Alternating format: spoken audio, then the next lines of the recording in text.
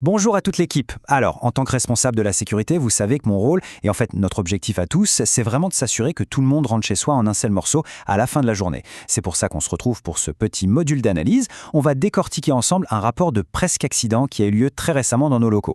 Attention, on n'est pas du tout là pour chercher un coupable ou pointer du doigt, d'accord? L'idée, c'est de comprendre comment, parfois, on glisse vers la négligence sans même s'en rendre compte, et surtout, comment corriger le tir illico. Parce que la sécurité, au fond, c'est un apprentissage de tous les jours.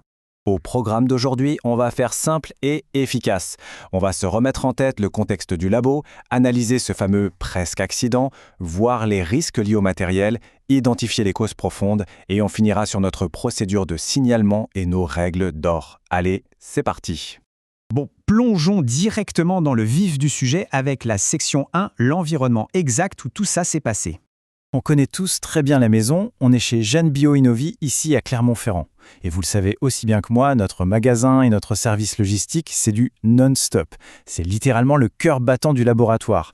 Tous les jours, on réceptionne, on stocke, on prépare des commandes pour des services hyper pointus. On parle de génétique, de chimie, de microbiologie, donc forcément, on manipule des volumes énormes. Et c'est justement parce que ça va vite, très vite, que notre vigilance doit être absolue. Le moindre petit grain de sable dans notre logistique, et c'est toute la chaîne de soins derrière qui en pâtit.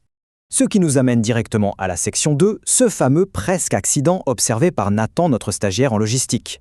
Franchement, le fait que ce soit un stagiaire avec un regard tout neuf qui remarque ça en dit long. Écoutez bien son observation. On avait une palette amputée d'un pied, qui bougeait dans tous les sens, complètement instable, et qui a quand même été chargée avec des réactifs. Non mais imaginez un peu la scène. Une charge super lourde, hyper précieuse, en équilibre sur un truc bancal prêt à lâcher à la moindre secousse. C'est l'exemple parfait, mais alors parfait, d'un presque accident. C'est ce gros signal d'alarme qui clignote en rouge juste avant la catastrophe. Heureusement, cette fois-ci, on l'a vu à temps.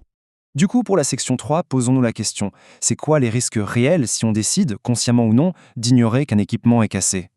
En fait, c'est la double peine. D'un côté, la priorité absolue, vous. Les risques physiques. Si cette fameuse palette cède, c'est des dizaines de kilos de carton qui atterrissent direct sur les pieds ou les jambes de la personne à côté. Et là, c'est la totale. Fracture, écrasement, arrêt de travail, bref. On veut absolument éviter ça.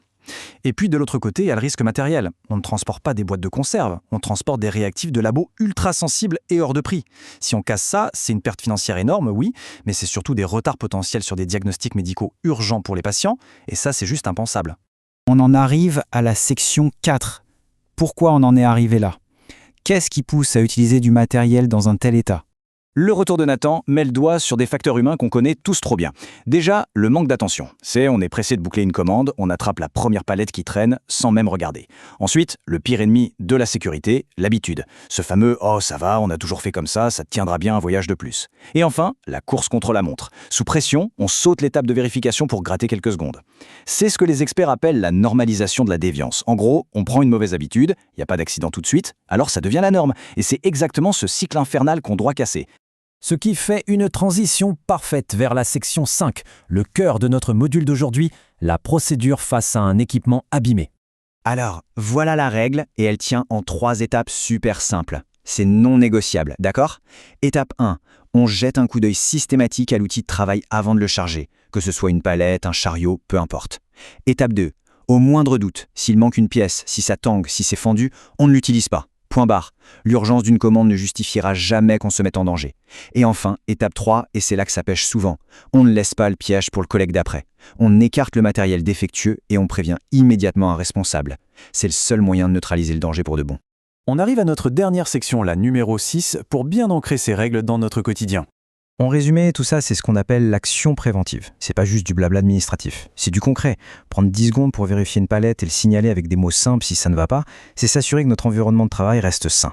On gagne en sérénité, on évite les blessures, on protège notre matériel de pointe. La sécurité, ce n'est vraiment pas un frein à notre efficacité, c'est la base de tout ce qu'on fait ici. C'est un travail d'équipe. Et pour clore ce module, je vous laisse sur cette question. Ce pied de palette cassé, il a fallu un œil neuf pour le voir.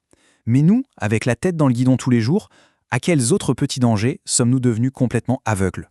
Je vous mets au défi là, en retournant à votre poste, regardez vos outils, regardez vos rayons avec un œil critique. Cassez la routine avant qu'elle ne casse quelque chose ou quelqu'un. Merci à tous pour votre temps et surtout, restez prudents.